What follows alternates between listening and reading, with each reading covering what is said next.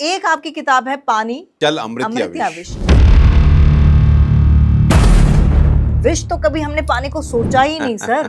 विष बोलना ही अपने आप में पाप है पानी को।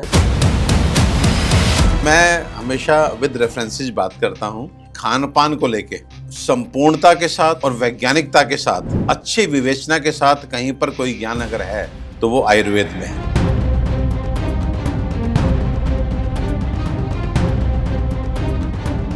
जब भी बात करें खान पान को लेके तो आप इनके रेफरेंसेस के साथ कीजिए। बहुत सोच समझ के पूरे होशो आवाज में बोल रहा हूँ, बॉडी पानी से डिटॉक्स नहीं बल्कि टॉक्सिक हो रही है। लोग इतने मिथ में हैं, सुबह उठ के वो 2-4-5 गिलास पानी पी के कहते हैं कि पानी बड़ी हाथ में रेक्टम तक जाएगा और वो धक्का मारेगा और उनका स्टूल निकल जाएगा। मतलब कैन यू बिलीव दिस? अब कुछ लोग स्मोक करके जाते हैं, उनका धुआं धक्का मारता है। आप इतना डिसिप्लिन वे में पानी पिए जा रहे हैं। पहले 1 गिलास से हो जाता था, फिर 2 गिलास पे आ गए, फिर 4 पे आ गए। जग भर के पी रहे हो, जग भर के पी के भी घूम के आ रहे हो, फिर चाय का मग पी रहे हो, फिर बैठ के भी जोर ही लगा रहे हो ना। डायबिटिक पेशेंट को कौन सी ऐसी चीजें हैं जो खानी नहीं चाहिए? अब अगेन एक रोंगटे खड़े करने वाली बात, दही डायबिटीज को पैदा करने में तीसरा सबसे बड़ा कारण। लोगों ने सबने चीनी को कल्प्रिट मान लिया कि चीनी जो है वो तो बहुत खराब चीज है, लेकिन गुड़ देसी है, गुड़ शरीफ है। बिल्कुल नहीं जी, गुड़ को देसी कहकर खाने वाले मेरे डायबिटिक भाई अब गुड़ से परहेज कर लें। गुड़ आपके लिए बहुत नुकसानदायक है। वीगन वाले ज्यादा स्वस्थ रहते हैं जो दूध मतलब मिल्क प्रोडक्ट्स लेते ही नहीं है। पहले हम अपने खाद्य पदार्थों को कभी म्यूटेशन के नाम पे, कभी अधिक प्रोडक्शन के नाम पे खराब कर रहे हैं और बाद में उसी को गलत कह करके छोड़ते जा रहे हैं। कब तक छोड़ेंगे? किस किस चीज़ को छोड़ेंगे? भोजन के साथ पानी पीना शुरू कर दो। आजकल आप ये देखिए, आपको कुछ ही दिन में इतनी एनर्जी फील होगी और वो वेट जो आपका कहीं मतलब गिर के राजी नहीं है। Tamanna Talkies, where you can follow trend every weekend. So please share, follow and subscribe. इस वीडियो में व्यक्त किए गए सभी विचार मत और सुझाव अतिथि के व्यक्तिगत अनुभवों और विचारों पर आधारित है। इसमें चैनल, एंकर या निर्माता की सहमति या विचारों का आवश्यक रूप से मेल होना जरूरी नहीं। इस वीडियो का उद्देश्य केवल जानकारी और विचार विमर्श है। इसका उद्देश्य किसी को नुकसान पहुंचाना, गुमराह करना या किसी प्रकार की खतरनाक राजनीतिक या वित्तीय सलाह को बढ़ावा देना नहीं है। दर्शकों से अनुरोध है कि वो किसी भी राय या सलाह पर कार्य करने से पहले अपने विवेक और विशेषज्ञ की सलाह जरूर लें। नमस्कार, कैसे हैं आप सब? और मुझे पूरा यकीन है आप सब लोग सुरक्षित होंगे और अपनी सेहत का ख्याल रख रहे होंगे। लेकिन सेहत का ख्याल जो है आप रख कैसे रहे हैं? वही पानी पीकर या फिर आजकल बड़ी सारी चीज़ें चल रही हैं, डिटॉक्स वाटर आप बनाते हैं। इसके अलावा कई ऐसी चीज़ें हैं, ये खाइए, ये मत खाइए। भाई इतने सारी चीज़ें और इतने सारे मिथ्स हैं ना इन सब चीज़ों के साथ कि आपको कोई ना कोई ऐसा चाहिए जो आपको इन सब तरीकों से और इन सब चीज़ों से वाकिफ़ कराए कि क्या सही तरीका है। अब जैसे फॉर एग्जांपल पानी को लेकर लोग बोलते हैं कि पानी आप 6 से 7 लीटर पीजिए। भैया मैं अपनी बात कहूँ तो मेरे पूरे दिन में शायद 4 गिलास पानी ही कंज्यूम कर पाती हूँ और मुझे कभी-कभी लगता है कि यार मैं बहुत कम पानी पीती हूँ। मेरे साथ वाले भी यही कहते हैं। लेकिन क्या मैं इस वजह से किसी बीमारी से जल्दी ग्रसित हो जाऊँगी? ये पूछना बहुत ज़रूरी है और उसको बताने के लिए मेरे साथ हैं डॉक्टर परमेश्वर अरोड़ा जी। सर आपका बहुत-बहुत स्वागत है। अब नाम में ही परमेश्वर है तो सवाल पूछना तो बनता है क्योंकि हम भगवान से ही सवाल करते हैं। तो आप मुझे पहले तो मैं डॉक्टर साहब का थोड़ा-सा आपके साथ तारुफ़ करा दूँ। ये गंगाराम हॉस्पिटल में सेवाएँ प्रदान कर चुके हैं 16 साल तक। लगभग 16 साल। हाँ, लगभग 16 साल तक। ये कई सारी किताबें भी लिख चुके हैं आयुर्वेद पद्धति पे। एक आपकी किताब है पानी जल अमृत या विष। विष तो कभी हमने पानी को सोचा ही नहीं सर। विष बोलना ही अपने आप में पाप है पानी को। देखिए मैं नहीं बोल रहा हूँ, मेरी तमन्ना, पहले तो आपको भी नमस्ते और हमारे जो व्यूवर्स हैं उनको भी मेरी तरफ से बहुत बहुत प्रणाम, अभिनंदन। आपने बड़ा अच्छा विषय उठाया जल का, ठीक है। और जल पे मैंने पुस्तक लिखी है जिसका नाम है, जैसे आपने बताया, हाँ। कि जल अमृत या विष। तो ये नाम भी कहाँ से आया कि अगर आप देखें तो खान पान को लेके आज एक नाम बहुत चलता है हमारे महर्षि वाग्भट का, कि वाग्भट जी ये बोलते थे, वाग्भट जी ये बोलते थे। मुझे लगता है कि उनका नाम लेके बहुत सारी बातें सही, लेकिन उससे भी अधिक जो है वो गलत बातें फैलाई जाती हैं। तो मैं हमेशा विद रेफरेंसेस बात करता हूँ और वास्तव में जो चरक संहिता, सुश्रुत संहिता और आचार्य वाग्भट जो है उन्होंने 2 पुस्तकें लिखी जिनका नाम है अष्टांग संग्रह और अष्टांग हृदय। ये तीनों जो पुस्तकाएं हैं, मतलब चरक संहिता, सुश्रुत और अष्टांग संग्रह, ये हमारी वृत्रयी कहलाती हैं, यानी कि आयुर्वेद के 3 बड़े ग्रंथ। उसके बाद 3 छोटे ग्रंथ हैं, माधव निदान, शारंगधर, भाव प्रकाश। ठीक है। और फिर इन 6 के 6 ग्रंथों की जननी जो है वो है हमारा अथर्ववेद। तो बेसिकली ये जो 7 पुस्तकों के मैंने नाम लिए, जिसमें एक वेद है, 3 पुस्तकें जिन्हें हम वृत्रयी, 3 बड़ी पुस्तकें, 3 छोटी पुस्तकें जिनको लघुत्रयी बोलते हैं, ये आयुर्वेद है। तो मैं सदैव तमन्ना एक बात कहता हूँ कि आप कुछ भी कहिए, क्योंकि हमारा गौरव है कि पूरे विश्व में अगर खान पान को लेके संपूर्णता के साथ और वैज्ञानिकता के साथ, अच्छी विवेचना के साथ कहीं पर कोई ज्ञान अगर है तो वो आयुर्वेद में है। आयुर्वेद में है। हमारा सौभाग्य है। तो ये जो 7 पुस्तकें हैं, इनमें जो लिखा हुआ है वो आप्तवचन है। आप्तवचन का मतलब होता है कि जो ईश्वरीय वचन है, जिनको ना हम 1000 साल पहले काट सकते थे, वो आज भी रेलिवेंट है। और ट्रस्ट में जब उसकी आप बातें सुनेंगे तो आपको लगेगा कि 1,00,000 साल बाद भी उनकी बातें रेलिवेंट रहेंगी, कहीं से कुछ भी कटने वाला नहीं है। तो जब भी बात करें खान पान को लेके, तो आप इनके रेफरेंसेस के साथ कीजिए, ये कहाँ लिखा है। मेरा तमन्ना बस यही आग्रह होता है सबसे, और स्पेशली जो लोग सोशल मीडिया पे आकर के और लोगों को राय देते हैं, उनको बोलता हूँ कि आप दीजिए, अच्छी बात है अवेयरनेस फैलाना, लेकिन विद रेफरेंस दीजिए, प्रमाण दिखाइए कि ये अगर सूत्र मैं बोल रहा हूँ तो ये सूत्र अष्टांग संग्रह अध्याय ये और सूत्र नंबर ये यहाँ से बोला गया है। ऐसे आइए। ठीक है, मजा आएगा आपके साथ आज बात करने में। एग्जैक्टली। तो आपने बोला कि जल को विष कहना, तो यहाँ पर एक सूत्र जो अष्टांग संग्रह का मैं बोलना चाहूंगा कि वहां पे अध्याय 6 में आया है। फिर मैं बोल रहा हूँ अध्याय 6 में आया है, केवलम स औषधम पक्वम आमम उष्णम हितम च तत् समीक्षे मात्राय युक्तम अमृतम विषम अन्यथा।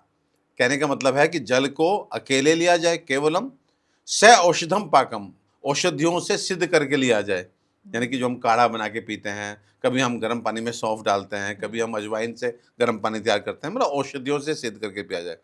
उसे शीतल पिया जाए या थोड़ा सा कोसा करके पिया जाए, हल्का गर्म करके पिया जाए, कुछ मिलाना नहीं है।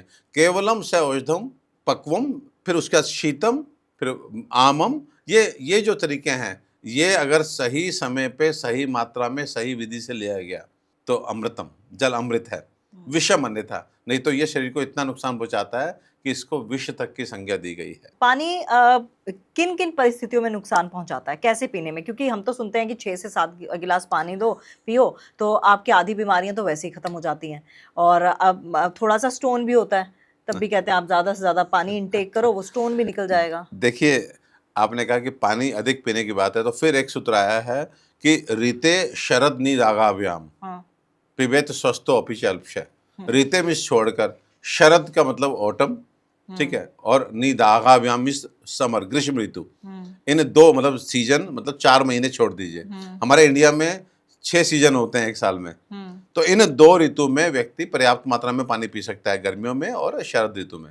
ठीक है। बाकी बचे 4 ऋतु, 4 सीजन, मतलब 8 महीने में स्वस्थो अपि च पिबेत अल्पम, स्वस्थ भी कम मात्रा में जल पिए, अगर उसे स्वास्थ्य बरकरार रखना है तो। क्यों? हाँ, क्यों का जवाब दूंगा, लेकिन साथ में बोलूंगा आज मैं तमन्ना जी कि पुस्तक अपनी जो है ना जल अमृत और विष बताना चाहता हूँ। जो भी कुछ मैं कह रहा हूँ विद रेफरेंसेस कहूंगा। हाँ, ठीक। संदेह करने की आवश्यकता नहीं है। अगर आप मेरे किसी बात पे संदेह करते हैं, मतलब अपने वेदों पे संदेह करते हैं। आप फिर वाग्भट पे सीधा सीधा संदेह कर रहे हैं, आप चरक और सुश्रुत पे संदेह कर रहे हैं। अब ये जो मैंने बोला है रीते शरद निदागाभ्याम, ये अष्टांग संग्रह सूत्र स्थान 6 मतलब अध्याय 6 का 41वां श्लोक है, जाके देखिए कि आप ऋते शरद निदागाभ्याम पिबेत स्वस्थो अपि च अल्पशः, इन 2 ऋतुओं को छोड़कर स्वस्थ व्यक्ति भी अल्प मात्रा में जल पिए। यहाँ अल्प मात्रा से मतलब न्यूनतम पर्याप्त मात्रा, बढ़ा के तो पीना ही नहीं है। अच्छा। और अब आप कहेंगे क्यों, तो इसके पीछे आपको वैज्ञानिकता लगानी है। हमारा शरीर तमन्ना पंचभौतिक है। पंचभौतिक का मतलब है 5 बेसिक एलिमेंट से मिलकर बना है, ठीक है, आकाश, वायु, अग्नि, जल और पृथ्वी।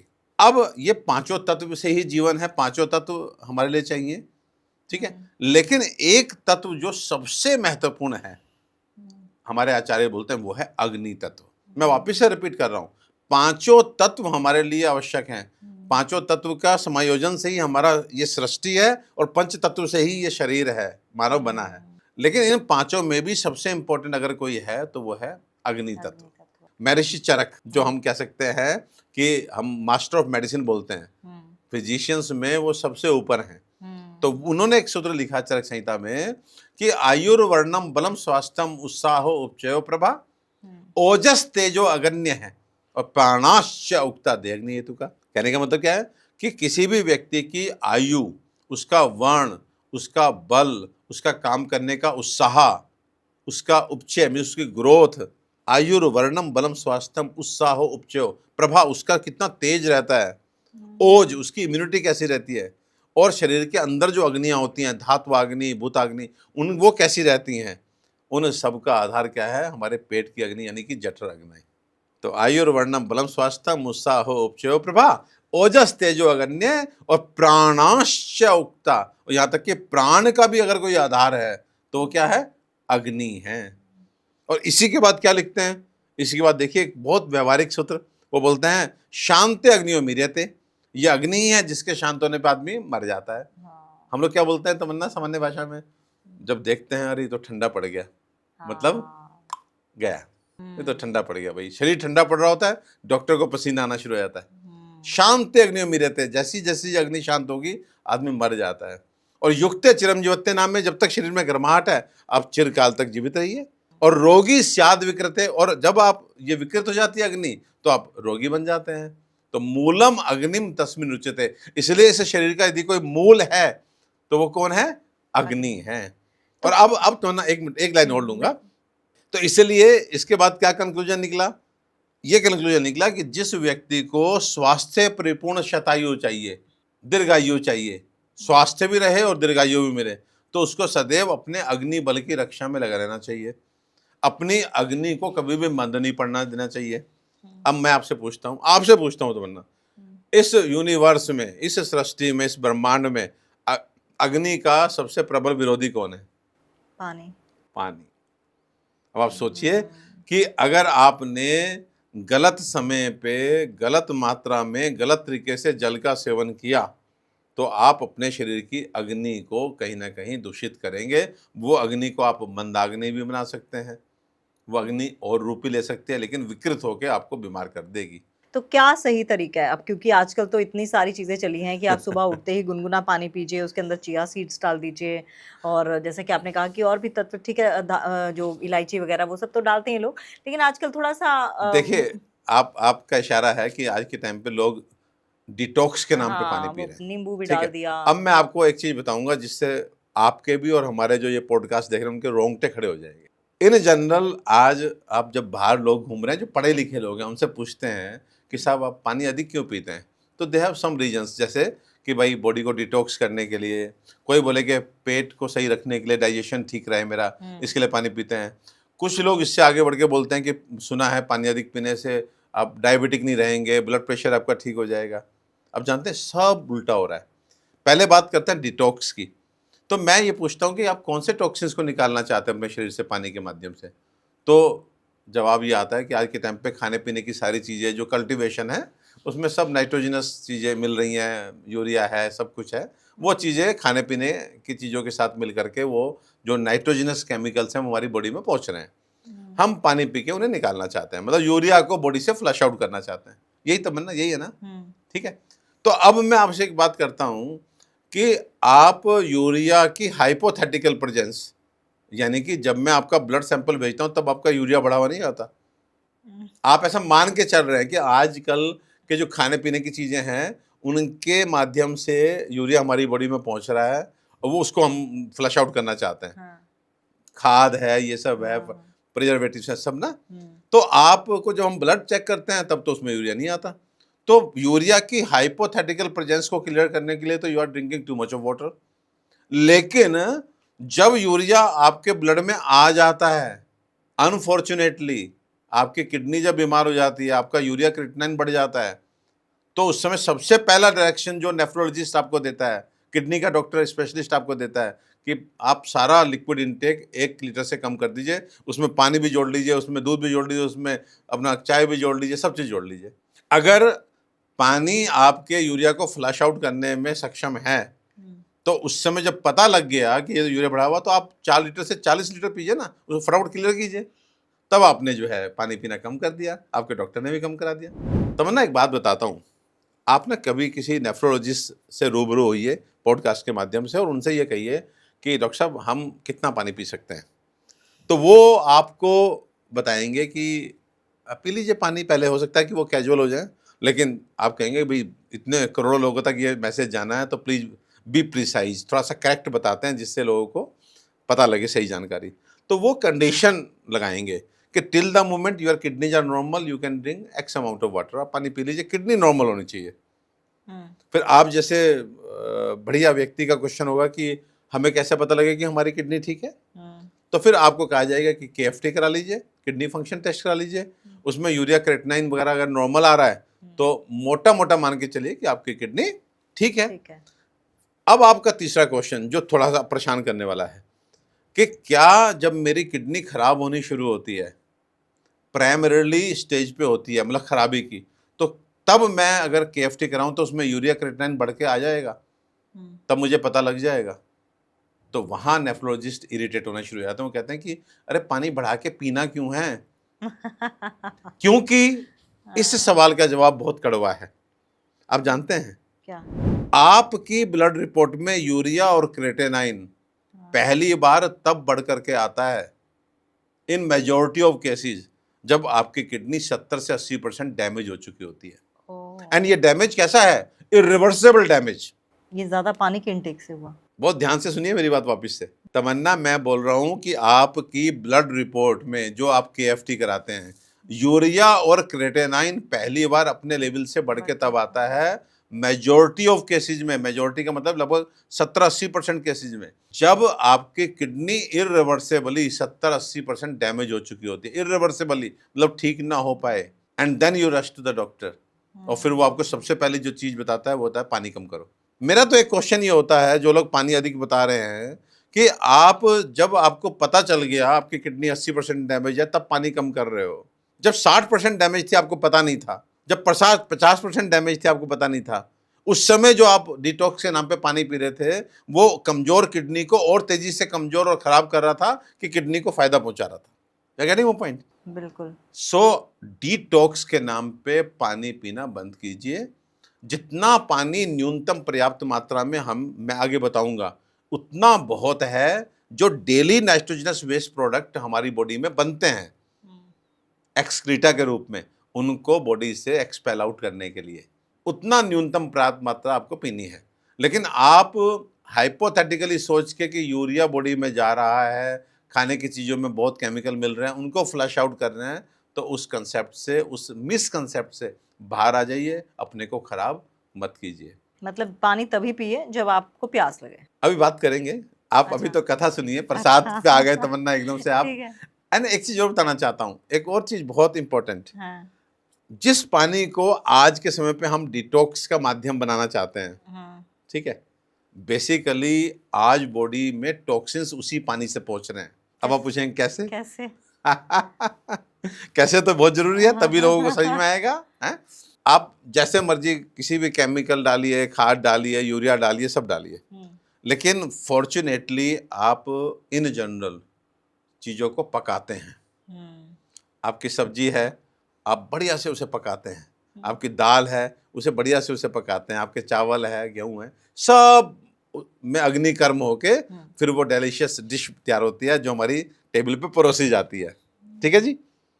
उसके बाद वो गोभी आपने क्या किया, दाल आपने क्या किया, गला दी, अब बन गई दाल, उसमें चौका वोका लगाया, सब कुछ किया, आपकी बॉडी ने उसे एक्सेप्ट किया, आपके मुंह ने उसे एक्सेप्ट किया, पेट में पहुंच गया। अब पेट में जठर की अग्नि है, आपने पहली जो गलने की प्रक्रिया है उसे अपनी रसोई में पूरी की, वो फर्दर उसको गला करके बिल्कुल पानी जैसा पतला रस बनाएगी, उसी को पोषक रस बोलते हैं। किसने बनाया? जठराग्नि ने, पेट की अग्नि ने। तो पहले आपकी किचन की अग्नि जो है उसको गला रही है, बाद में आपकी जो पेट की अग्नि है वो उसे गला करके पानी बना रही है, एंड साथ में वो उसने रस निकाल दिया और जो उसका किट भाग है, एक्सक्रीटा, उसको नीचे आगे कर दिया। तो अग्नि का कर्म क्या होता है कि वॉट एवर यू ईट उसको दो भागों में बांटना, एक जूस और एक तरफ एक्सक्रीटा। जूस को बॉडी के अंदर भेजती है और एक्सक्रीटा को नीचे बाहर निकलने के लिए भेजती है। तो कितनी बार अग्निकर्म हो गया? 2 बार। 2 बार। एक बार बाहर और एक बार अग्नि। और अब मैं आपसे एक बात पूछता हूँ कि अगर किसी भी चीज को शुद्ध करना है तो आज की डेट में भी सबसे प्रभावी, हो सकता है टाइम टेकिंग प्रोसेस हो, बट सबसे प्रभावी तरीका है उसको गर्म करना। अग्निकर्म कर दो, उसमें ताप दे दो, पानी भी गंदे से गंदा हो हाँ, उबाल दो। हाँ, आपके घर में एक गद्दा कोई ह्यूमिड एरिया में पड़ा रह गया, कमरे में पड़ा रह गया, धूप। आप धूप दिखा दो। तो कहने का मतलब जो ताप है वो किसी भी तरह की गंदगी को खत्म कर देता है। शव है, हमारा डेड बॉडी होती है, सबसे तेज सड़ने वाली चीज होती है, ठीक है, हम हाँ, इसलिए होल्ड नहीं करते। लेकिन एक बार पहुंच गए, अग्निक्रम कर दिया, एकदम स्वच्छ राख बन गई, बबूत बन गई, तिलक लगाओ, कुछ करो। तो कहने का मतलब है कि अग्नि क्रिया से जो चीज पास हो रही है, जो डाइजेशन के प्रोसेस से पास हो रही है, वो बॉडी में केमिकल और टॉक्सिन्स को लेके जाएगी, इसकी संभावना नहीं है। और अगर तमन्ना ऐसा हो रहा होता तो बहुत सारे लोग, लाखों लोग रोज रोज रोज रोज बीमार हो रहे होते। पानी के साथ दुर्भाग्यपूर्ण सच जानिए, पानी बॉडी में डाइजेशन के बाद नहीं जाता बल्कि ऑस्मोसिस से जाता है। उसको पानी has not to cross the digestive process. उसे आपने निकाला कहीं से, कोई भी सोर्स है पानी का, उसे आपने ना बाहर गर्म किया, अग्निगर्म नहीं हुआ ना, नहीं। आपने मुंह में डाला, एंड आप जान के हैरान होंगे कि विद इन 5 मिनट्स आपके पानी का अब्जॉर्प्शन, आपने मुंह में डाला, मुंह से विद इन मिनट आपका ओइसोफेगस उसने क्रॉस किया, जो फूड पाइप है, पेट में पहुंचा। पेट अगर खाली है तो 3 मिनट के अंदर, 4 मिनट के अंदर वो छोटी आंत में पहुंचेगा और वहां जाके जुजिनम में 80% एब्जॉर्प्शन होके ब्लड में पहुंच जाएगा ऑस्मोसिस के माध्यम से। वहां पे भी अग्निकर्म नहीं हो रहा, वो जो डाइजेशन का प्रोसेस है उसको पानी एस्केप कर जाता है, तो ना बाहर पका ना अंदर पका। अब उसमें जो अगर कंटामिनेशन है, जिसके चांसेस आज पूरे हैं, तो बेसिकली तमन्ना बहुत सोच समझ के पूरे होशोहवास में बोल रहा हूं, बॉडी पानी से डिटॉक्स नहीं बल्कि टॉक्सिक हो रही है। हाँ, इसलिए मेरा एक अनुरोध होता है सबसे कि आप कोशिश कीजिए, इवन इफ आपके घर में आरओ लगा है, फिर भी बहुत सारे चांसेस हैं उसके पानी के कंटामिनेट होने के। आप भैया एक बार उबाल लो, कम से कम पीने का पानी, और उबाल करके वापस फ्रिज में रख के ठंडा हाँ, कर दो। पूरा दिन चाय पीते। लेकिन आप एक बार उबाल लीजिए पानी को, सो दैट वो जो अग्नि कर्म बाहर भी नहीं कर रहे हैं, अंदर भी नहीं हो रहा, और ऑस्मोसिस के थ्रू पानी 15 से 20 मिनट में तो सारा पानी एब्जॉर्ब हो जाता है। 80 से 90% पानी जो है वो छोटी आंत से एब्जॉर्ब हो जाता है, हमारे जुजुनम से एब्जॉर्ब हो जाता है। और आप जानते हैं तमन्ना, लोग इतने मिथ में हैं, सुबह उठ के वो 2 4 5 गिलास पानी पी के कहते हैं कि, मतलब ऐसी उम्मीद में रहते हैं कॉन्स्टिपेशन है, पानी पीते हैं, ठीक है, और पानी बड़ी आंत में रेक्टम तक जाएगा और वो धक्का मारेगा और उनका स्टूल निकल जाएगा। मतलब कैन यू बिलीव दिस? 10% पानी जो है वो वहां नीचे बड़ी आंत में पहुंचता है, वो भी तुरंत एब्जॉर्ब हो जाता है। हाँ, मतलब कहाँ पानी जाके धक्का मार रहा है। कहीं चाय भी पीते हैं। कुछ चाय भी पीते हैं, आप सोचो उनकी चाय धक्का मारती है। और चाय तो चलो चाय, तमन्ना चाय फिर भी कोई चीज तो है ना। अब कुछ लोग स्मोक करके जाते हैं, उनका धुआं धक्का मारता है। ये एक गैस्ट्रोकोलिक रिफ्लेक्स है, जब आप बहुत अधिक पानी पी के और पेट को भर लेते हैं, तो पेट जो है वो, ये भी एक तरह की पैथोलॉजी है कि पेट आपने भर लिया, उसने जाके सीधे कॉलन को रिफ्लेक्स दिया कि भरा पड़ा है यार, निकालो क्या है, तो गैस्ट्रोकोलिक रिफ्लेक्स हम बोलते हैं। बेसिकली गैस्ट्रोकोलिक रिफ्लेक्स सेट होता है, उससे वहां पे प्रेशर फील होता है। लेकिन अगर आपका मल नहीं बंधा, आपका पाचन ठीक से नहीं हुआ, तो फिर आपको प्रेशर लगेगा, लेकिन जाके बैठेंगे आएगा नहीं, फिर जोर लगा रहे होते बैठ के। तब ना आप सोचो, बहुत सारे लोग ऐसे हैं ना जो पानी पी रहे हैं, उनसे पूछिए कि भाई तुम्हारा कॉन्स्टिपेशन था, तुम 5 साल पहले मिले थे और पानी पी के तुम्हें बड़ा अच्छा लगता था कि पानी पीता हूँ 2 गिलास तो हो जाता है, अभी क्या चल रहा है? बोलेगा 2 गिलास नहीं, अब तो मैडम थोड़ा अधिक पीना पड़ता है। कहने का मतलब यह है कि अगर पानी कॉन्स्टिपेशन को ठीक करने के लिए बहुत बढ़िया तरीका होता, तो 5 साल, 10 साल, 15 साल, ये कोई छोटा ड्यूरेशन है? बहुत बड़ा छोटा ड्यूरेशन है कि आप इतना डिसिप्लिन वे में पानी पिए जा रहे हैं। पहले 1 गिलास से हो जाता था, फिर 2 गिलास पे आ गए, फिर 4 पे आ गए, जग भर के पी रहे हो, जग भर के पी के भी घूम के आ रहे हो, फिर चाय का मग पी रहे हो, फिर बैठ के भी जोर ही लगा रहे हो ना। क्योंकि क्या किया कि कॉन्स्टिपेशन, एसिडिटी, गैस, ये सारे सिम्टम्स हैं इंडाइजेशन के। इंडाइजेशन कब होता है? इन जनरल मोटी मोटी बात करेंगे तमन्ना, जब हमारी जो डाइजेस्टिव फायर है, जिसे हम अपना डाइजेस्टिव पावर बोल सकते हैं, हमारा एंजाइमेटिक एक्शन बोल सकते हैं, जब वो स्लगिश हो जाता है, हमारी अग्नि मंद पड़ गई तो हमारा खाना सही से नहीं पचा, आयुर्वेद की भाषा में अजीर्ण हो गया, मॉडर्न भाषा में इंडाइजेशन हो गया।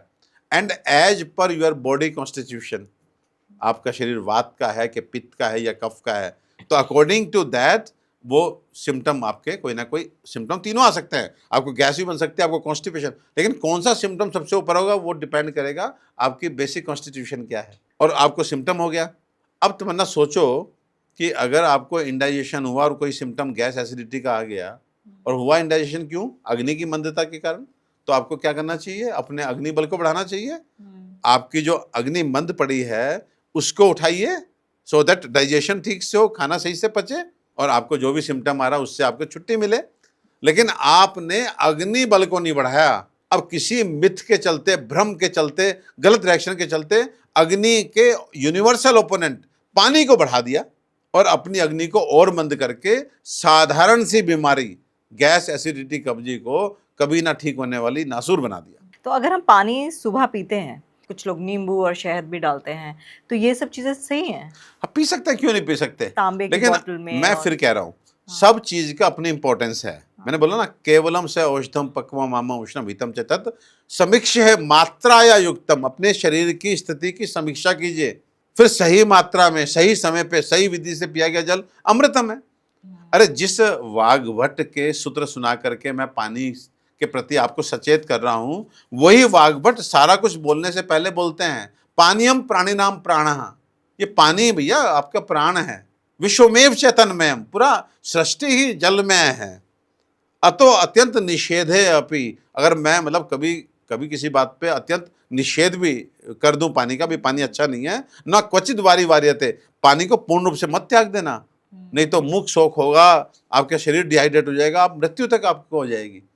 तो कहने का मतलब है कि वही आचार्य पहले अमृत बोल रहे हैं भाई, पानीयम प्राणिनाम प्राणः, लेकिन क्या सचेत कर रहे हैं? खाना पीना सदैव संयम का, सही मात्रा में, सही समय पे, सही विधि से आप जल का सेवन कीजिए। अमृत है, आपको पोषित करेगा, आपको दीर्घायु देगा, आपको स्वास्थ्य देगा। बात केवल यह है कि खाने पीने को लेकर के वी कांट बी कैजुअल। बीमारियों की बात करूं तो आप मुझे बताइएगा कि सबसे ज़्यादा कारण जो लोगों को नहीं पता कौन सा है? सबसे पहले डायबिटीज़ पे आते हैं, सबसे ज़्यादा वही है इंडिया में। तो डायबिटिक पेशेंट को कौन सी ऐसी चीज़ें हैं जो खानी नहीं चाहिए? देखिए तमन्ना, पहले तो ये जान लीजिए, डायबिटीज आज के टाइम पे जो हम देख रहे हैं वो 3 तरह की है। आज आपके माध्यम से एक बहुत शानदार चीज़ मैं बताने जा रहा हूँ, और मेरे ख्याल से आज हमारा जो ये पॉडकास्ट लोग देखेंगे, उनमें से जो डायबिटिक हैं या उनके परिवार में डायबिटिक हैं, उनका पहला क्वेश्चन होता है, डॉक्टर साहब इज इट क्योरेबल, ये ठीक हो सकती है? तो आज उनका जवाब मिलने वाला है, जो इन जनरल बहुत सारे डॉक्टर्स नहीं देते हैं। डायबिटीज 3 तरह की होती है। उनमें से पहली है सहज, जिसे हम बोलते हैं कंजेनाइटल। दूसरी है कुलज, जिसे हम बोलते हैं हेरिडिटरी, जो फैमिलीज में चलती है, कुल में चलती है। और तीसरी है अपथ्यज, जिसको आज की भाषा में हम बोलते हैं लाइफ स्टाइल डिसऑर्डर। ठीक है जी। अब सहज में क्या है कि जब बच्चा माँ के गर्भ में है उस समय कोई ना कोई त्रुटि हो गई, सो दैट वो जो पैंक्रियाज है जिसने बाद में इंसुलिन का सेक्रेशन करना है और ब्लड शुगर को लेवल को मेंटेन रखना है, वो पैंक्रियाज ठीक से नहीं बन पाया, तो डेफिनेटली इंसुलिन का सेक्रेशन भी कॉम्प्रोमाइज होगा। हाँ। और अब वो उसमें डैमेज चल रहा है, वो डैमेज जो है उस लेवल पे कब पहुंच जाए? एट द एज ऑफ 5 पहुंच जाए बच्चे की, एट द एज ऑफ 9 पहुंच जाए, एट द एज ऑफ 12 पहुंच जाए। वो 12-15 तक जाते जाते इतना वो कम हो जाता है इंसुलिन का सेक्रेशन कि अब शुगर लेवल कंट्रोल नहीं होते और तुरंत हमें पकड़ में आता है, और हम उस बच्चे को हम इंसुलिन डिपेंडेंट डायबिटीज मेलिटस का केस मान के इंसुलिन शुरू कर देते हैं। यह है टाइप 1 डायबिटीज, जिसे हम बोलते हैं IDDM, insulin dependent diabetes mellitus. ठीक है जी। इन जनरल अगर बहुत जल्दी कोई हमारे पास आ जाता है तो हम 100 में से 2 लोग ठीक कर पाते हैं। लेकिन फिर मैं कह रहा हूँ 2 को ठीक कर पाते हैं, संभावनाएं हैं कि हम उस पेशेंट्स को फायदा पहुंचा दें, लेकिन गारंटी नहीं देते। अब दूसरा है जो मैंने बताया कुलज, जो फैमिलीज में चलता है। उसमें यह है कि जब एक लेडी ने गर्भ धारण किया, कंसीव किया, उस समय या तो वो या उसका हस्बैंड वो डायबिटिक जीन जो है उसे वो कैरी कर रहा है, तो होने वाले बच्चे को भी वो जीन पहुंचेगा। लेकिन सौभाग्य की बात यह है कि इस तरह की डायबिटीज को हम टाइप 2 डायबिटीज बोलते हैं। इसी को मैच्योरिटी ऑनसेट डायबिटीज बोला जाता है। जैसे मैंने उसमें सहज में बोला कि 10-12 साल तक मैक्सिमम बच्चे को डायबिटीज आ जाती है और हमें इंसुलिन देना पड़ता है। इसमें क्या है, इसमें मैच्योरिटी ऑनसेट, आपको 60 साल की उम्र में, 65 साल की उम्र में डायबिटीज आएगी। जो हेरिडिटरी है वो मैच्योरिटी ऑनसेट होता है, वो लेट ईयर्स में आता है। ठीक है जी। अब वहां पे भी डिपेंड ये करता है, आप डायबिटीज का जीन है आपके अंदर, बीज कैरी कर रहे हैं, अब अपने उसमें खाना पीना भी आपने गड़बड़ कर लिया, लाइफ स्टाइल में कहीं कोई फिजिकल एक्टिविटी नहीं है और भी आप गड़बड़ कर रहे हैं, तो मे बी वो जो 65 साल में आती थी अब 35 में आने लगी, अब 40 में आने लगी। मतलब वहाँ भी आपके कंट्रोल में यह है कि अगर आप डाइट और लाइफस्टाइल ठीक रखें तो उसे आप पीछे धकेल सकते हैं। मे बी 70-75 में हल्की फुल्की आ जाए, क्योंकि आप जीन कैरी कर रहे हैं। ठीक। ये हो गया। तीसरा जो है, जो मैक्सिमम मिल रही है, मैक्सिमम का मतलब है लगभग 75 से 80% पेशेंट में मिल रही है आज के टाइम की डायबिटीज, वो है लाइफ स्टाइल डिसऑर्डर। ठीक है, जिसको हम बोलते हैं अपथ्यज। एंड फॉर्चुनेटली तमन्ना, ये क्योरेबल है। अच्छा। ये गलत खान पान और गलत जीवन शैली की वजह से आई, आप उन दोनों को ठीक करो एंड रिवर्स कर लो। तो एक तो ये जवाब मिला आपको। आप कंजेनाइटल के लिए जो टाइप 1 है, जो इंसुलिन डिपेंडेंट है, जो हमारी लाइफ है उसके अर्ली एजेज में आ रही है, वहाँ पे we cannot give guarantee. Number 2 hereditary है, वहाँ पर हम उसे डिले कर सकते हैं, इतना डिले कि फिर उसकी रेलिवेंसी, अब 70 साल में थोड़ी सी शुगर होगी तो क्या हो गया। एक ऐसे हीरा में जहाँ 70 तक पहुँचना मुश्किल हो रहा है, वहाँ पे 70 में थोड़ी सी डायबिटीज होगी तो क्या हो गया। ठीक है। लेकिन तीसरा जो है अपथ्यज एज ए लाइफस्टाइल डिसऑर्डर, वो जो है वो ठीक हो सकता वो हमारी जो मैक्सिमम 70 से 80% है वो क्योरेबल है। तो इसलिए यस, अगर आपके फैमिली में हिस्ट्री नहीं है और आपको अर्ली चाइल्डहुड में नहीं हुई तो आपका डायबिटीज क्योरेबल है। क्योरेबल है। अब क्योरेबल में मैंने क्या बोला, क्या करना पड़ेगा, डाइट एंड लाइफस्टाइल ठीक करना पड़ेगा। आपने बोला कि क्या कारण है, क्या खाया जा रहा है ऐसा कि डायबिटीज हो जा रही है, तो यहाँ पे चरक संहिता का एक सूत्र बोलना चाहूंगा। आचार्य चरक बोलते हैं, आस्य सुखम स्वप्न सुखम दधीनी, ग्राम्य उदक अनुप रसा प्यांसी, नव अनपानम गुड़ विकृतम च प्रमेय हेतु कफकृत सर्वम। अब इसका मतलब क्या हुआ। अब देखिए कितना शानदार तरीके से आचार्य चरक, मतलब ऑन रिकॉर्ड, आज वैसे तो लाखों साल पहले के हैं चरक, लेकिन फिर भी ऑन रिकॉर्ड जो लिटरेचर है वो 5000 साल पुराना लिटरेचर हमारे पास उपलब्ध है, 5000 ईयर्स बैक। वहाँ पे आचार्य चरक बोलते हैं आस्य सुखम, यानी कि जो व्यक्ति मुंह का सुख बहुत भोगता है, खाई जा रहा है खाई जा रहा है खाई जा रहा है, he will be prone for having diabetes. एक कंडीशन साथ में लगाए कि और फिजिकल वर्कआउट नहीं करता। आस्य सुखम। स्वप्न सुखम मीन्स सिडेंटरी लाइफ स्टाइल, जब देखो जब अपना बढ़िया नींद ले रहा है, स्वप्न सुखम। आस्य सुखम, स्वप्न सुखम दधीनी। अब अगेन एक रोंगटे खड़े करने वाली बात, दही डायबिटीज को पैदा करने में तीसरा सबसे बड़ा कारण है। दही। दही, कंडीशन प्रोवाइडेड कि आप फिजिकल वर्कआउट नहीं कर रहे। बहुत सारे लोग, जब मैं फेसबुक पे डालता हूँ, यूट्यूब पे डालता हूँ, इंस्टा पे डालता हूँ, कुतर्क लिखते हैं, उल्टा सीधा लिखते हैं कि पहले हमारे लोग तो इतना खाते थे। भैया पहले के लोग खाते थे, लेकिन काम कितना करते थे। फिजिकल वर्कआउट देखो, खेत में जाते थे, मजदूरी करते थे, पैदल चलते थे, सामान उठाते थे, तो वो जो उनकी फिजिकल एक्टिविटी थी वो दही को पचा जाती थी। दधी अभिसंध्या नाम, दही की टेंडेंसी जमने की है। अगर बॉडी ठंडी रहेगी तो कहीं भी जाएगी, वहां जमेगी। तो कहने का मतलब है दही तीसरा सबसे बड़ा कारण है डायबिटीज को पैदा करने में। आस्य सुखम, स्वप्न सुखम दधीनी, ग्राम्य उदक अनुप रसा। ये 3 तरह के एनिमल्स हैं, एक फॉरेस्ट एनिमल्स हैं, एक एक्वेटिक एनिमल्स हैं, एक डोमेस्टिक एनिमल्स। इनके जो हम एक तरह से सूप्स पीते हैं। एंड देन प्यांसी। अब प्यांसी भी देखिए नॉक नॉक करने वाला शब्द है। प्यांसी से यहाँ पे 2 अभिप्राय है, मीन्स द्रव का अधिक मात्रा में सेवन करना, दूध का और जल का, लेकिन फिजिकल वर्कआउट नहीं है, तो आप डायबिटिक होने की संभावना बन जाएगी। नव अनपानम, नया अनाज खाने वाले को, तो बन्ना याद कीजिए एक समय था कि हमारे सबके घरों में अनाज की टंकी हुआ करती थी। कभी बड़ों से बात करना, वो कभी भी नया अनाज नहीं खाते थे। वो अनाज, जैसे इस साल अनाज हुआ, उसे धोएंगे, सुखाएंगे, स्टोर करते थे। और स्टोर टंकी होती थी ना, जैसे पहले हमारा जो पोस्ट ऑफिस के बाहर वो रेड वाला जो बॉक्स लगा रहता था, नीचे से लेटर निकलते थे, हाँ, वो ऊपर से अनाज डालते थे और उसके बाद बड़ी सी टंकी होती थी, फिर मतलब 1 साल 1.5 साल 2 साल पुराना नीचे से निकाल निकाल के पिस के फिर वो घर में आता था। मतलब अन्न जो है हमेशा पुराना करके खाया जाता था। तो आज ये बोला जाता है कि India is going to be the capital of diabetes. ठीक है, बिल्कुल। हम बहुत अच्छे से कंट्रीब्यूट कर रहे हैं, इसके पीछे बहुत रिसर्च चल रही है, लेकिन किसी का ध्यान चरक संहिता के इस सूत्र पे नहीं जा रहा, जिसमें चरक बोल रहे हैं, आचार्य चरक जो भगवान थे, बिल्कुल। कि नव अन्नपानम, नया अनाज खाने से। अनाज सबसे अधिक कहाँ खाया जाता है? इंडिया में। इंडिया में। जब तक हम रोटी चावल दिन में 3 बार ना खा लें तब तक हमारा पेट नहीं भरता। लेकिन अंतर क्या हो गया? फिजिकल वर्कआउट नहीं हो रहा है और नया खा रहे हैं। अब तो सीधे खेत है, वहीं पे अनाज है, जाके फटाफट अपना पल्वराइजर में अपना पाउडर हुआ, पैक हुआ, बढ़िया पैकिंग बनी और आ गया जी आटा पैक घर पे। और दही अगर खाना भी है किसी को जो डायबिटिक एक नहीं मिनट है। आगे बढ़ेंगे तुम। हाँ, हाँ, हाँ। नव अन्नपानम। फिर दूसरा मिथ, हम्म, दूसरा मिथ, गुड़ और गुड़ से बनी चीजें। हम्म, नवनपानम गुड़ वैकृतम छह, यानी गुड़ और गुड़ से बनी चीजें। अब यहाँ पे भी एक मिथ आपने दूर करना है अपने दर्शकों का, वो ये कि लोगों ने सबने चीनी को कल्प्रिट मान लिया कि चीनी जो है वो तो बहुत खराब चीज है। ठीक है, लेकिन गुड़ देसी है, गुड़ शरीफ है।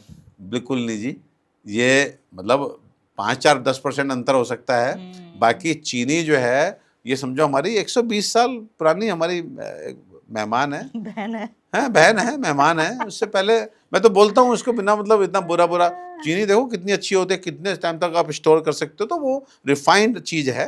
लेकिन सच्ची बात यह है कि पहले चाय किससे बनती थी? गुड़ से। खीर किससे बनती थी? गुड़ से। मिठाइयाँ किससे बनती थी? गुड़ से। तो गुड़ को देसी कहकर खाने वाले मेरे डायबिटिक भाई अब गुड़ से परहेज कर लें।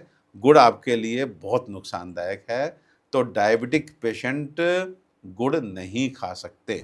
ठीक है, और प्रमेय हेतु कफकृत सर्वम, वो कोई भी चीज जो कफ को बढ़ाए वो प्रमेय में कारण है। तो पुनः तमन्ना अब ध्यान से सुनना, आप लोग भी सुनिए। आस्य सुखम स्वप्न सुखम दधीनी, ग्राम्य उदक अनुप रसा प्यांसी, नव अन्नपानम गुड़ वैकृतम च, प्रमेय हेतु कफकृत सर्वम। डायबिटीज के सामान्य कारण जान लीजिए, क्योंकि जब तक कारण का निवारण नहीं करेंगे तब तक दवाइयाँ ही बढ़ती जाएंगी। बहुत अधिक खाना छोड़िए। नंबर 2, बहुत अधिक आराम करना छोड़िए। नंबर 3, दही का सेवन अपना सोच समझ के कीजिए। जो 3 तरह के एनिमल्स होते हैं उनके सूप्स कम पीजिए। जल और दूध का सेवन संयमित कीजिए। नया अनाज मत खाइए। गुड़ और गुड़ से बनी चीज़ें आपके लिए अच्छी नहीं है, और वो कोई भी चीज़ जो कफ को बढ़ाए वो आपकी डायबिटीज को पैदा करने में कारण हो सकती है।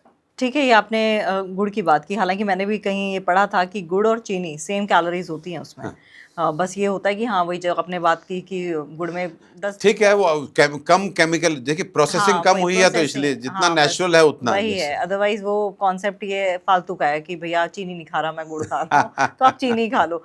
एक और चीज़ मेरे जहन में आ रहा है, आजकल वीगन का जो कॉन्सेप्ट चल रहा है। अब आप दही की बात कर रहे हैं तो सब मिल्क प्रोडक्ट्स को ले लेते हैं, तो वीगन वाले ज़्यादा स्वस्थ रहते हैं जो दूध मतलब मिल्क प्रोडक्ट्स लेते ही नहीं है। देखिए, मैं फिर कह रहा हूँ कि सबसे पहले तो आपको ये करना पड़ेगा कि आप खाद्य पदार्थ सही रूप में प्राप्त करें।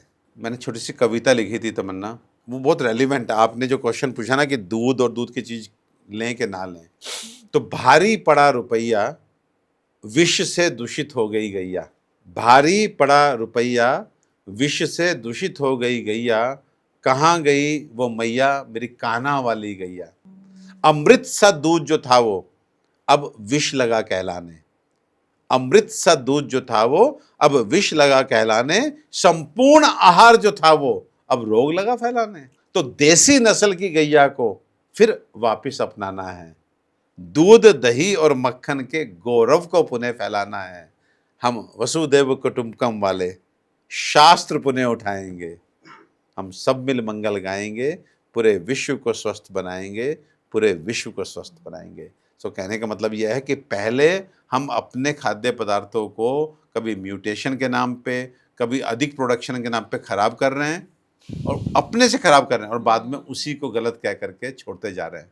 कब तक छोड़ेंगे? किस किस चीज़ को छोड़ेंगे? तमन्ना, कुछ कड़वे सच हमें जो है हमेशा ध्यान रखने चाहिए कि आज का युग जिसमें सो कॉल्ड हम लोग पढ़े लिखे हैं, हम लोग धनी हैं, हम टेक्नोलॉजिकली बहुत स्ट्रांग होते जा रहे हैं, हमारे पास डॉक्टर्स, हॉस्पिटल्स, इमरजेंसी सर्विसेज की बहुत अच्छी हमें जो है एक तरह से उपलब्धता है, ठीक है, और हम हेल्थ अवेयर भी दिख रहे हैं, हम रूटीन चेकअप करा रहे हैं, हम न्यूट्रास्यूटिकल पे इतना जा रहे हैं, कैल्शियम, आयरन, मल्टीविटामिन सब कुछ कर रहे हैं। पानी को देखो ना, पहले लोग कैसे पानी पीते थे, प्यास लगी कुआं दिखा और बस बाल्टी से खींचा और पी लिया, तालाब है पत्ते किनारे किए और पानी पी लिया।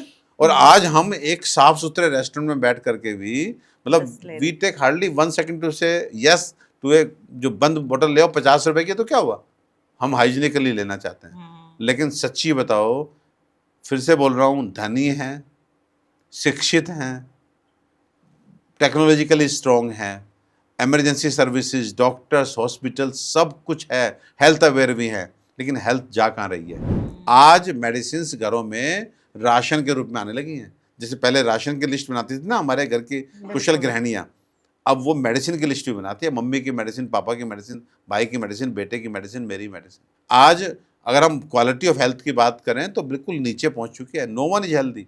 अगर हम बात करें क्वांटम ऑफ एज की, तो हमारे बड़े अगेन साधनों के अभाव में, अगर हम 50-60 साल पहले के लोगों को देखें, 70 साल पहले के लोगों को, ना वो शिक्षित थे, ना वो धनी थे, ना टेक्नोलॉजिकली स्ट्रांग थे, बैलगाड़ियों पे चलते थे, और डॉक्टर्स की अवेलेबिलिटी क्या थी, जाके कोई भी लेडी जो है परिवार की या कोई आसपास की दाई माँ आती थी, कौन आती थी और आके बच्चा पैदा करा रही है, माँ भी मर गई, बच्चा भी मर गया, बिल्कुल एसेप्टिक कंडीशन, अनहाइजीनिक कंडीशन में जो है बच्चे पैदा होते थे।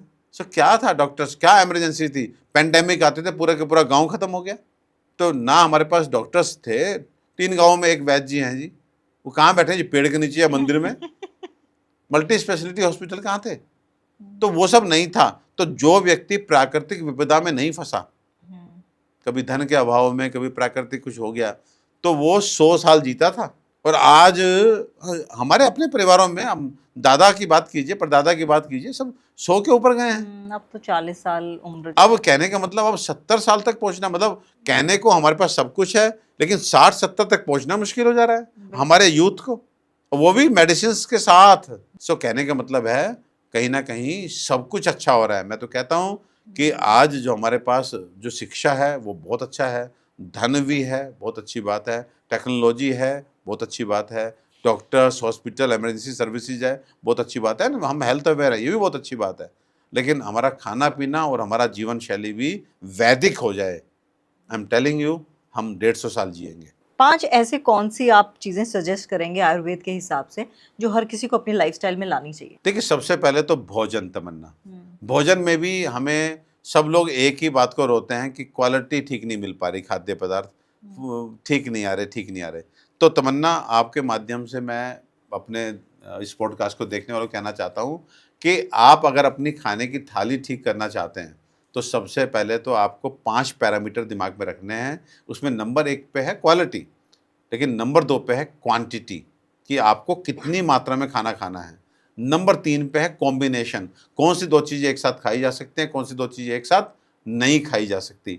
नंबर 4 पे है टाइमिंग, आपका खाना खाने का समय, which is equally important. And number 5 पे है वे ऑफ ईटिंग, आपका खाना खाने का तरीका।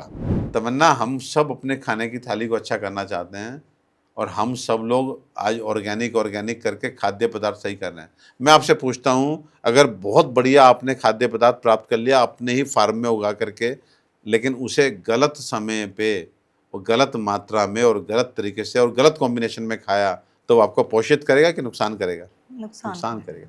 तो क्वालिटी, क्वांटिटी, कॉम्बिनेशन, खाना खाने का समय, timing and way of eating, इन 5 चीज़ों को आपको ध्यान रखना ही पड़ेगा। टाइमिंग आप वही कह रहे हैं, सूर्य अस्त होने से पहले खा लीजिए?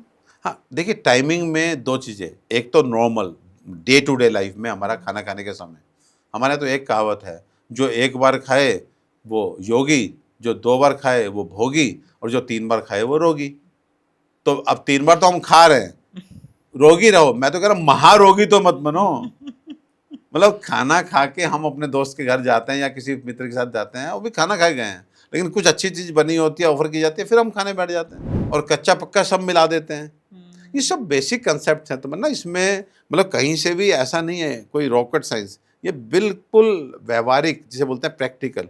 आपने वॉट एवर यू ईट, आपने अपना लंच लिया, डिनर लिया, जो भी लिया, अगर वो वेजिटेरियन फूड है, उसको पेट के अंदर 5 घंटे रुकना ही है। मतलब गैस्ट्रिक जो एम्पटिंग होती है, जो हमारा स्टमक है, वो लगभग 5 घंटे में खाली होता है।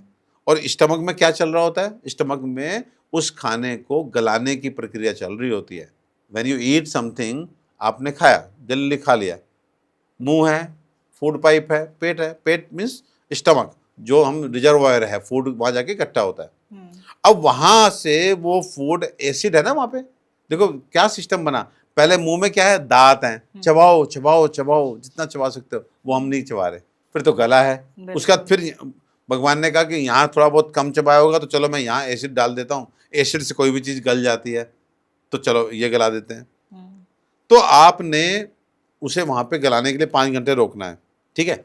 लेकिन अगर वो अभी 2 घंटे हुए हैं, वो थोड़ा तो प्रोसेस हो चुका है, आपने ऊपर से कोई स्वादिष्ट फूड नज़र आ गया, वो डाल दिया, अब आपने पकते खाने में और कच्चा मिला दिया, अब आप सोचिए क्या कंडीशन स्टमक की हो जाएगी। ये तो हाईली सोफिस्टिकेटेड मशीनरी भगवान ने बनाई है कि हम एनी हाउ चला रहे हैं, लेकिन हमारी वैदिक आयु जो है तो मतलब 400 वर्ष है, 400 वर्ष तक हम जी सकते थे। ये तो हम अपनी जो मशीन है उसका इतना दुरुपयोग कर रहे हैं कि हम 60, 70, 80 तक नहीं पहुंच पा रहे, उसे खराब कर ले रहे हैं, लेकिन क्षमता हमारी 400 साल की है जीने की, वैदिक आयु 400 वर्ष है। अच्छा, एक चीज़ पहले मैं कंक्लूड करता हूँ, अगर तमन्ना आप घर में खिचड़ी बना रहे हैं या कुछ चीज़ बना, सब्जी बना रहे हैं और 2 लोग के हिसाब से बना रहे हैं, ठीक है, कोई एक व्यक्ति और आया था, आपका नॉन, आपका रिलेटिव, वो आया था, क्या आप उसको भी खाना खिलाना है करके आधी बनी सब्जी में आप कुकर खोल करके और वापस से थोड़ा और गोभी डाल सकते हैं क्या? नहीं नहीं ना। तो ये खिलवाड़ पेट के साथ क्यों हो रहा है? ट्रू। है ना। तो ये हम गड़बड़ कर रहे हैं। दूसरा, हम अब वापस पानी पे आता हूँ, आप यहाँ पे खाना कितने रुकना है, लगभग 4 से 5 घंटे उसको जाना है, क्या करके, पिघल करके, बिल्कुल रस बन करके जाना है। जब वो रस बन करके पतला जाता है, तो जो छोटी आंत है, हमारा जो ड्यूडेनम जूजिनम इलियम है, जहाँ पर डाइजेशन का प्रोसेस होना है, जहाँ पे अग्नि ने उसको पकाना है, तो अग्नि उसको कैसे पका सकती है, जब वो जूसी फॉर्म में आए, गल करके जूस फॉर्म में आए तो उसे पका सकती है, अग्नि उसे पचा सकती है, ठीक है। अब आपने क्या किया, आपने खाना खाया और खाना खाने के बाद किसी ज्ञानी से सुन लिया कि आप 30 मिनट 40 मिनट बाद आप तुरंत पानी मत पीजिए, लेकिन 40-45 मिनट बाद छक के पानी पी लीजिए। गर्मी का समय था, अच्छा पानी हाथ में आ गया, बोतल लेके आधा लीटर की 1 लीटर की आपने डाल दी। अब आप बताइए, आपने तेजी से पानी पिया तो वो जो खाना है यहाँ पे, वो क्या होगा, वो मोटा मोटा टुकड़ा ही छोटी आंत में आगे चला गया। अब आप देखिए, फिर एक प्रैक्टिकल एग्जांपल मैं हमेशा बोलता हूँ, वो मोटा मोटा टुकड़ा गया ना, ये देखिए, ये मोबाइल है, इसको मानिए ये लकड़ी का टुकड़ा है, ठीक है। अब हम अभी एक कोई माचिस की डब्बी मंगाते हैं, ठीक है, और इसको फिर जलाने की कोशिश करते हैं दोनों लोग मिलके, मुझे लगता है कि माचिस की डब्बी जो है उसकी सारी तिल्लियां खत्म हो जाएंगी, लेकिन ये काला हो जाएगा, लेकिन जलेगा नहीं। बिल्कुल बिल्कुल। अभी मैं इसी का अगर बुरादा बनवा दूं, इसी लकड़ी को डस्ट बनवा दूं, बुरादा करा दूं, और फिर मेरे ख्याल से पूरी 200 तिल्ली की जगह 2 तिल्ली काफ़ी है। हाँ बिल्कुल। तमन्ना, जो कुछ बाहर हम देख रहे हैं ना, वही शरीर में हो रहा है। आप अगर पानी अधिक पी करके खाना खाने के 45 मिनट बाद भी तेजी से पानी पी के आधा लीटर, आप खाने को जल्दी से स्टमक से समय से पहले मोटे मोटे टुकड़ों के रूप में नीचे पहुंचा देंगे, तो वो खाना वहाँ पर अग्नि को बुझाएगा। वो अग्नि जो जल रही है ना, उस पर क्या डालना था आपने, पतला पतला पतला पतला लकड़ी का छोटा छोटा टुकड़ा, तो वो अग्नि प्रज्वलित रहती। आपने अब मोटा मोटा लकड़ी उसके ऊपर रख के उसे मंद कर दिया, और अग्नि मंद होते ही फिर आपको अगेन आपकी बॉडी के हिसाब से इंडाइजेशन, गैस, एसिडिटी, कॉन्स्टिपेशन। अच्छा, एक और चीज़ मुझे बताइए, जैसे अब ऑब्वियसली अब हम लोग ऐसे सिनेरियो में रहते हैं जहाँ पर आप ठीक है सेहत का ख्याल तो रखते हैं, लेकिन कभी कभी पार्टीज में भी जाते हैं, क्लब्स में भी जाते हैं। हाँ, मैदा कितना कंज्यूम कर सकता है इंसान? like in the form of junk food like momo or देखिए noodles? मैं आपको एक चीज बताता हूँ तमन्ना, जो भी खाने की चीज है ना सब बहुत अच्छी है, कंडीशन प्रोवाइडेड कि सही मात्रा में, सही कॉम्बिनेशन में, सही समय पे, सही तरीके से। आप अब तरीके की बात कीजिए ना। आप जानते हैं अगर आज इस पॉडकास्ट को सुनने वाले केवल अपना खाना खाने का तरीका मेरे हिसाब से कर लें, मैं कहता हूँ 50% उनकी बीमारियां दूर हो जाएंगी। चलिए अपना तरीका बता दीजिए फ्री ऑफ कॉस्ट। मेरा तरीका देखिए ये है कि खाने के दो भाग हैं, एक मतलब खाने के दो पार्ट हैं, एक सॉलिड और एक लिक्विड। सॉलिड मैं किसे बोलता हूँ? जो आपकी चपाती है, राइस है, सब्जी जो पड़ी है जिसमें बहुत हल्का रसा होता है, वो भी सॉलिड में आती है। और लिक्विड का मतलब है जो आप पानी साथ रख के बैठते हैं या बटर मिल्क छाछ साथ रख के बैठते हैं, कुछ लोग सूप जूस साथ रख के बैठते हैं, वो लिक्विड पार्ट हो गया। वो व्यक्ति जो अपने भोजन के सॉलिड पार्ट को पिएगा और लिक्विड पार्ट को खाएगा, आप मान के चलिए कि उसका मेटाबॉलिज्म बिल्कुल ठीक रहेगा। एंड आप जानते हैं डायबिटीज जो आज के टाइम पे सबसे अधिक फैलने वाली बीमारी है वो है मेटाबॉलिक प्रॉब्लम है। Blood pressure is a metabolic problem, आपकी heart disease is a metabolic problem, obesity is a metabolic problem. आपकी मैक्सिमम बीमारियां मेटाबॉलिक हैं। यानी कि जो हमारे बड़े बोलते थे ना, हर रोग की शुरुआत पेट से होती है। रोगा सर्वे अपो मंदाग्न्यो, रोगा सर्वे अपी मंदाग्न्यो, हर रोग की शुरुआत अग्नि की मंदता से होती है। तो वो सब आज लोग बोल रहे हैं ना, ये मेटाबॉलिक डिजीज, ये मेटाबॉलिक डिजीज, ये मेटाबॉलिक डिजीज। तो मेटाबॉलिज्म का मतलब क्या है? आपका डाइजेस्टिव सिस्टम डिस्टर्ब हो जाना। तो आप अपने सॉलिड के जो फूड का सॉलिड पार्ट है उसको पीजिए। मतलब पीने का मतलब है इतना चबाइए कि जब वो आपके स्टमक में पहुंचे, मुंह से फूड पाइप क्रॉस करे, तो वो तरल होके जाए, वो लिक्विड होके जाए, इसे बोलते हैं सॉलिड को पीना। और जो लिक्विड पार्ट है जिसमें जल है, जिसमें सूप है, जिसमें छाछ है, वो आप उठा करके, ये मैंने जल उठाया और ये रख दिया, फिर मैंने उठाया और फिर मैंने रख दिया। इसे बोलते हैं लिक्विड को खाना। इसको ऐसे पीना चाहिए? इसे लिक्विड को खाना और सॉलिड को पीना। मैं तो ऐसे एक गिलास भी ना पी पाऊं। मैं हाँ एग्जैक्टली एग्जैक्टली पूरे दिन आप जानते हैं, देखिए बहुत सारे भ्रम है। पानी को आप, मैंने फिर बोला कि पानी को आप तेजी से पी नहीं सकते। पानी को आप धक धक धक धक करके, और जो पीते हैं ना हम लोग यूं करके, वो बंद कीजिए। अरे एक सूत्र आया है, अति योगेन सलीलम त्रशतो अपि प्रयोजितम प्रयाति पित्त श्लेष्मत्वम ज्वरितस्य विशेषते वर्ध्यते आम त्रिट निंद्रा तंद्रा आदमान अंग गौरवम कास अग्निसाध हल्लास प्रसेक श्वास पिंसान। अति योगेन सलीलम, अति योग में सलिल मीन्स पानी पिया, ठीक है। त्रशतो अपि प्रयोजितम, प्यास लगने पर भी, तमन्ना आपको बहुत प्यास लगी हुई है, फिर भी you are not allowed to eat too much water and rapid water, क्योंकि आपको सदैव एक बात ध्यान रखनी पड़ेगी कि यहां पर पाक की क्रिया चल रही है। तो आप आइए, आपको प्यास लग रही है, पानी पीजिए, लेकिन आपको सिप सिप करके पानी पीना चाहिए, सो दैट आपकी प्यास बुझे, आपकी बॉडी में हाइड्रेशन लेवल सही हो। लेकिन यहां जो खाना पक रहा है वो समय से पहले आगे ना धकेल दिया जाए।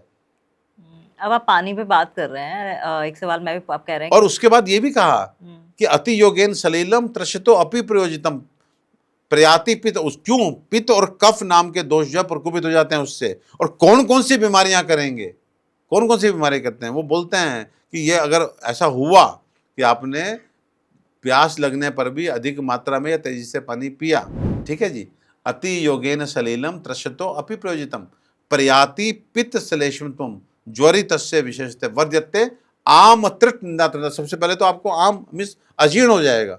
अभिप्राय क्या है यहाँ का, देखिए ना आप, मैं जो इतनी देर से आपको समझा रहा हूँ, अधिक पानी पिया, तेजी से पानी पिया, तो आपको सबसे पहले पाचन क्रिया जाएगी, तो सबसे पहले आम का निर्माण होगा। आम त्रिट निंद्रा तंद्रा आदमान अंग गौरवम कास अग्निसाद हल्लास प्रसेक श्वास इंसान। ये बीमारियों के नाम है भाई, ये इतनी बीमारियां हो जाएंगी। तो ये फिर मैं कह रहा हूं, ये मैं नहीं कह रहा, ये अति योगेन, ये अष्टांग संग्रह सूत्र अध्याय 6 श्लोक नंबर 33-34। आचार्य कह रहे हैं। और अब जैसे गर्मियों का मौसम है, अब तो वाटरी फ्रूट्स भी बहुत आते हैं, हाँ। तरबूज, खरबूजा, हाँ, तो ये भी ऐसे ऐसे भी खाएं? धीरे आराम धीरे से खाइए ना, धीरे धीरे, क्या दिक्कत है। कितना खाएं? ये तो मैं बहुत खाती हूँ। देखिए आप किस मात्रा में खाएं। आप एक बात जान लीजिए, ये भी बहुत एक रेलिवेंट क्वेश्चन है कि कितनी मात्रा में खाएं। आप जिस मात्रा में खाद्य पदार्थों को पचा सकें। अच्छा, ठीक है। तमन्ना, आप पतले हैं, ओह, थैंक यू सर। मैं मोटा हूं, नहीं सर। ठीक है, लेकिन हो सकता है कि आप 2 रोटी खाते हो और मैं 1। सर मैं बताऊँ, मैं रोटी खाती ही नहीं हूँ। मैं जो नहीं, बहुत कम क्वांटिटी में सब कुछ खाती हूँ। चलिए हम अपने प्रोफाइल से बाहर निकल के आते हैं। हाँ। कोई व्यक्ति हो सकता है कि मोटा हो, हाँ। और एक व्यक्ति जो हमारे यहाँ काम करता है, हमारी मेड है, वो पतली सी है। हाँ। एंड वो व्यक्ति जो मालिक है, मोटा है, वो 2 रोटी खाता है, और वो जो मेड है हमारी प्यारी सी, जो हमारी सेवा करती है, वो 4 और 6 रोटी खाती है। हाँ। ठीक है, अगर उस 6 रोटी खाने वाले को 2 रोटी दे देंगे तो वो बीमार पड़ जाएगी। उसकी खुराक है, वो मेहनत करती है। मेहनत करती है। और वो व्यक्ति जो मोटा है, वो व्यक्ति अगर उसे 2 की जगह 6 रोटी दीजिए तो वो भी बीमार पड़ जाएगा। सो कहने का मतलब यह है कि हर व्यक्ति का अपना अग्नि बल है, जिसके हिसाब से उसकी आहार की मात्रा होनी चाहिए। ठीक। जितना वो आहार पचा सके, वो उसकी मात्रा है। अब यहाँ पे भी एक सूत्र, हर चीज, तमन्ना, हर चीज, हमारा जो शास्त्र है ना, चरक सुश्रुत वाग्भट, माधव शार्ंगधर भाव प्रकाश, आप कोई विषय का नाम तो लीजिए, आपको जवाब मिलेगा जी, और बड़ा वैज्ञानिक और आपको समझ में आने वाला जवाब मिलेगा। आपने कहा कि साहब कितना खाएं, मैंने कहा उतना खाइए जितना पचा लें। तो आपका सेकंड क्वेश्चन ये आ गया निकल के कि कैसे पता लगे कि हमारा जो है खाना पच रहा है। तो फिर एक सूत्र आया, वो बोलता है, उद्गार शुद्धि उत्साहो वेगो उत्सर्गो यथा उचित लघुता क्षुत पिपासा च जीर्ण आहारस्य रक्षणम। आपने ये देखना है कि आपका आहार सही से पच रहा है कि नहीं पच रहा, जीर्ण हो रहा है कि नहीं हो रहा। तो क्या बोलता है, उद्गार शुद्धि, जिस खाने को खाने के बाद आपको शुद्धि की उद्गार आए, वो खट्टे डकारे ना आए, आपको शुद्धि की उद्गार आए, आनंद देने वाली उद्गार है। उद्गार शुद्धि, उत्साह, आप में काम करने का उत्साह बन जाए। यानी कि अब खाना खाया, अब ओहो अब नींद आ रही है, तो इसका मतलब आपने अधिक खाना, ओवर ईटिंग किया, कफ बढ़ गया आपका, अब आप कफ, नींद आ रहा है आपको। उद्गार शुद्धि उत्साह हो, अब खाना खा लिया, फ्यूल बॉडी में चला गया, अब बताओ कौन सा काम करना है। अब समझ रहे मेरी बात को। उद्गार शुद्धि उत्साह हो वेगो उत्सर्गो यथा उचित। आपके वेग, 2 मेजर वेग हैं, एक मल का, एक मूत्र का, वो बिल्कुल समय से जैसे होने चाहिए वैसे हो रहे हो। सुबह उठे, फ्रेश होने गए, ठीक है, समय 2 बार 3 बार आपको यूरिनेशन हो गया। लघुता, शरीर में हमेशा हल्कापन बना हुआ है। क्षुत पिपासा से, समय पे प्यास और समय पे भूख लगे। तो जीर्ण आहारस्य लक्षणम, इसका मतलब है आप जो खा रहे हैं वो आप जीर्ण कर पा रहे हैं, आप पचा पा रहे हैं। अब बताइए क्या जवाब चाहिए आपको। उद्गार शुद्धि उत्साहो वेगो उत्सर्गो यथा उचित लघुता अच्युत पिपासा च जीर्ण आहारस्य लक्षणम। अगर आप कुछ भी खाइए, लेकिन अगर आप हमेशा लघुता शरीर में महसूस करें, हमेशा शरीर में एनर्जी महसूस करें, आपको भूख प्यास एकदम समय पे लगे, आपको मलमूत्र त्याग एकदम सही पे हो रहा है, तो उसके बाद जो है, और जब भी उद्गार आए तो शुद्धि की आए, खाओ ना, क्या दिक्कत। लास्ट सवाल पूछ लेती हूँ, ये पानी से जुड़ा है, दारू में पानी डालें? क्योंकि एक पहले से तो ना, मैं कहूंगा कि दारू पीनी ही क्यों है, एक दारू से नहीं मैंने पीनी पूछा चाहिए। था तो उन्होंने कहा दारू एक, नीट पीजिए, डॉक्टर ही नहीं थे नहीं, वो। ये सुनिए, देखिए, ये तो एक, हम डेफिनेटली यहाँ मजाक करने के लिए नहीं बैठे हैं, लेकिन दारू आपको तन को खराब करती है, आपके मन को खराब करती है, समाज को खराब करती है, आपके धन को खराब करती है। कहीं से भी मैं मतलब दारू को रिकमेंड नहीं करूंगा। बहुत अच्छी और बात है। दूसरा ये कि पानी मिला के पिए कि नहीं पिए, तो डेफिनेटली एसिडिक नेचर की होती है, तो जो लोग पी रहे हैं उनको डेफिनेटली, अगर किसी ने ये बोला कि नीट पीजिए वो बेहतर है, तो भैया थोड़ी में खूब सारा पानी मिला के पियो, सो दैट आपको गैस्ट्राइटिस ना हो, आपको अल्सर्स ना हो। बिल्कुल, उन्होंने कहा था दारू नीट पीजिए, मैंने कहा ये तो अजीब ही है। चलिए जल्दी से रैपिड फायर कर लेते हैं क्योंकि समय हो रहा है। ऐसी कौन सी चीज़ है जो लोग रोज खाते पीते हैं लेकिन आयुर्वेद के हिसाब से गलत है? मुझे लगता है रात में दही। दूध के बारे में सबसे बड़ा मिथ क्या है? दूध के बारे में सबसे बड़ा मिथ आज के टाइम पे यह है कि दूध से बहुत सारी बीमारियां होती हैं, लेकिन सच्ची बात यह है कि अगर दूध शुद्ध है तो वो हमारे लिए संपूर्ण आहार है। क्या पानी भी गलत तरीके से पिया जाए तो बीमारी का कारण बन सकता है? बहुत बड़ा कारण बन सकता है। और एक मिथ इस क्वेश्चन के माध्यम से दूर करना चाहूँगा कि अभी तक तमन्ना आपने सुना होगा कि भोजन के साथ पानी ना पिए। मैं फिर यही पूछता हूँ कि कहाँ लिखा है? मेरा आयुर्वेद बोलता है भोजने च अमृतम वारी, भोजन के साथ पिया गया जल तो अमृत के जैसा होता है। भक्तस्य आदौ जलम पीतम अग्नि साधम कृसंगताम, अगर भोजन से पूर्व जल पिया, भक्तस्य आदौ जलम पीतम, आपकी अग्नि मंद हो जाएगी और आप कृष में आप दुर्बल हो जाएंगे।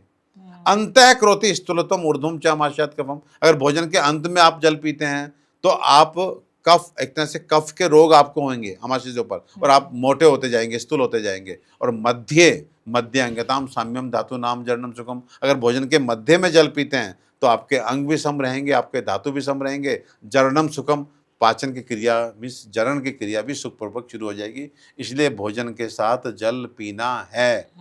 एक सूत्र छोटा सा साथ में जोड़ रहा हूं कि भोजन के साथ भी अति अम्बु पानाच, अगर अधिक जल पिया तो अविपच्यते अन्नम, अन्न नहीं पचेगा, अग्निमंद हो जाएगा ना। और निरंबु पानाच सैव दोष है, और बिल्कुल नहीं पिया तो वो भी दोष है। तो तस्मान नरो वन्नी विवर्धनाय, ऐसे में आदमी क्या करे कि उसकी अग्नि बनी रहे और जल भी पीता है। तो मुहुर मुहुर वारी पीबेत अभूरी, भाव प्रकाश लिखते हैं मुहुर मुहुर मिस बार बार, वारी मिस पानी, पीबेत मिस पिए, अभूरी मिस थोड़ा थोड़ा। तो after 2-3 bites, every 2-3 bites have 1 sip of water।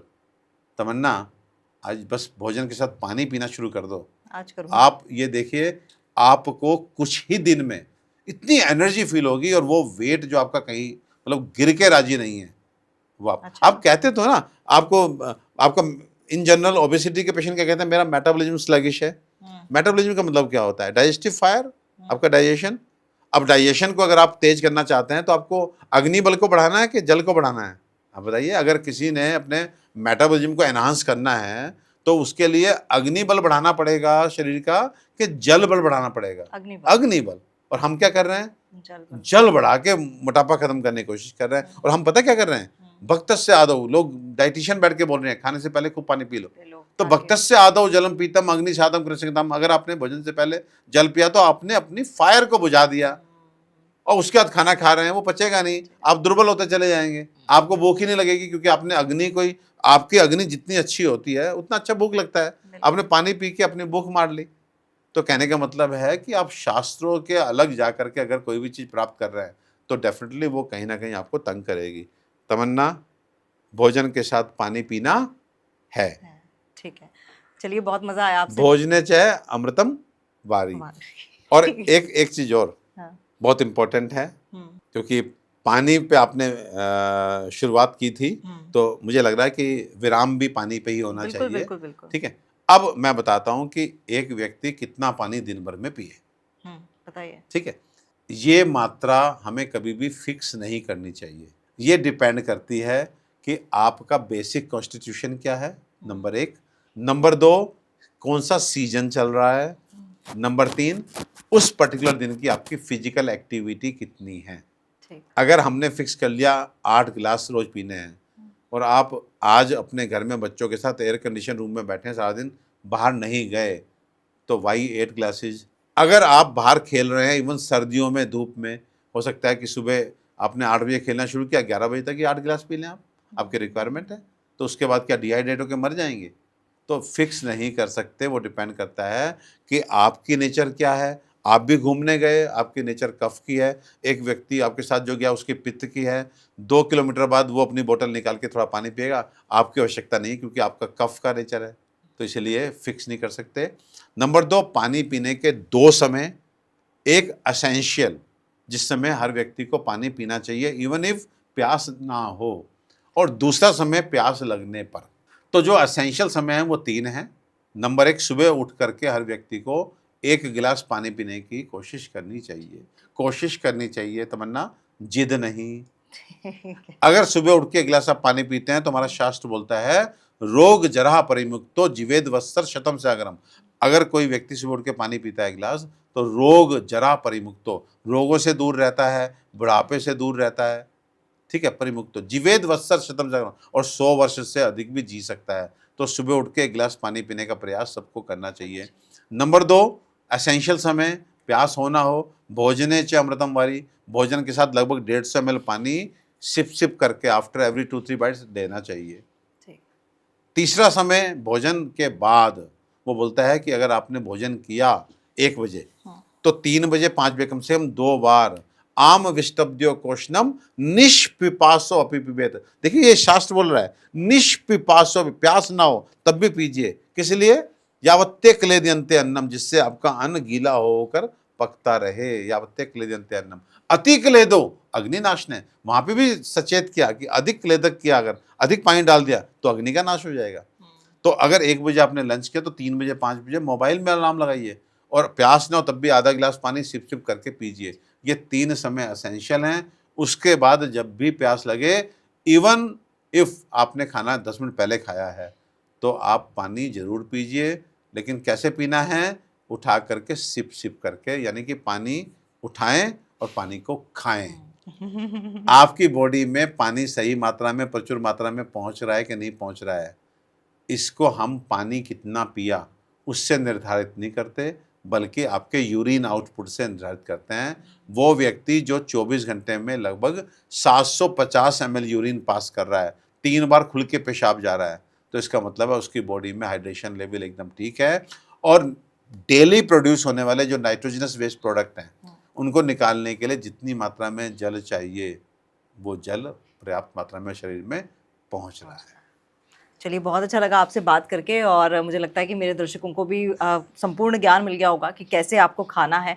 और क्योंकि आयुर्वेद हमारी सबसे पुरानी पद्धति है, तो इसको दोबारा से रिवाइव करने की भी बेहद ज़्यादा ज़रूरत है, क्योंकि जो इस पद्धति में है वो मुझे लगता है कि एलोपैथी वगैरह में शायद आज का युवा भी उसी तरफ जा रहा है, लेकिन कहीं ना कहीं इन सब तमाम चीज़ों को समझने की ज़रूरत है। आपका बहुत बहुत धन्यवाद। Thank you Tamanna. Tamanna Talkies, where you can follow trend every weekend. So please share, follow and subscribe.